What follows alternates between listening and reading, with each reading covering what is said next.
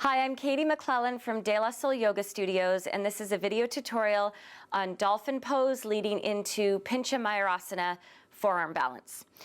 So, nice idea to use a block here as a spacer. I've set the block up widthwise, parallel with the front edge of the mat, and I'm going to karate chop the sides of the arms here into the mat, and then just roll the palms down. So I'm forming an L shape with the thumbs and index fingers so that this L shape is now hugging the block. And the reason why I karate chop down and then turn the wrists is because I'm trying to create a tractioning effect through the forearm so that the flesh of the forearm is actually pushed to the inside of the bone here, of the ulna, rather than me just laying my arms down flat like this. And then you see I've got this more precarious foundation because there's pads of muscle and fat and flesh there. So I chop and then I traction that flesh so that I'm right on the razor sharp end of the bones there, of the ulnas on both arms. And then from here, I curl the toes under, lift the legs up and press the hips back. So it's like a downward dog position. If you've got tight hamstrings or tight shoulders, you may need to give yourself some slack by keeping the heels lifted and the knees a little bit bent.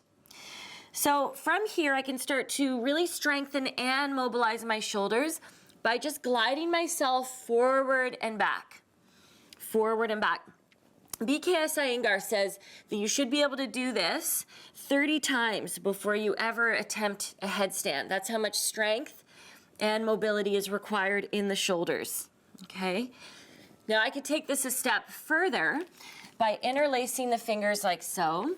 Again, I'm tractioning the forearm flesh to the inside of the arm bones, and I'm actually going to bring the chin all the way down and tap, and then exhale to press back.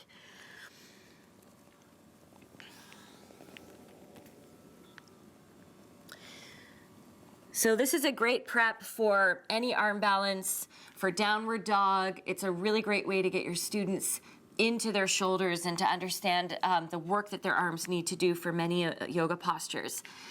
So if we want to take this into an arm balance, I could use the block. I would especially want to use the block if I find when I go up, my shoulders tend to internally rotate and this kind of thing happens where the hands go in and the elbows go out. Okay, so that's a really clear indication that using a block or even a strap around the upper arms would be very helpful. If I can keep my arms in their position, so forearms parallel with each other, I might start by just taking one leg up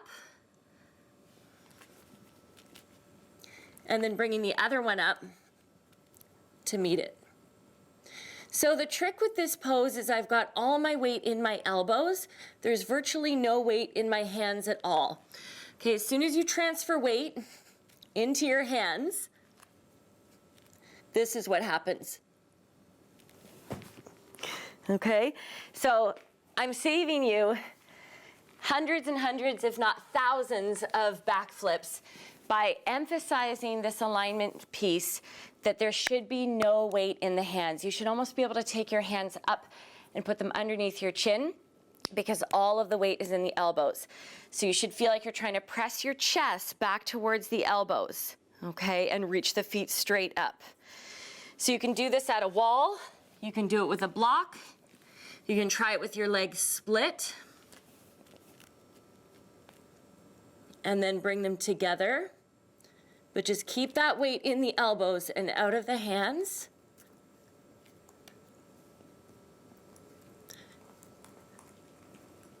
And you'll have a fighting chance at holding it.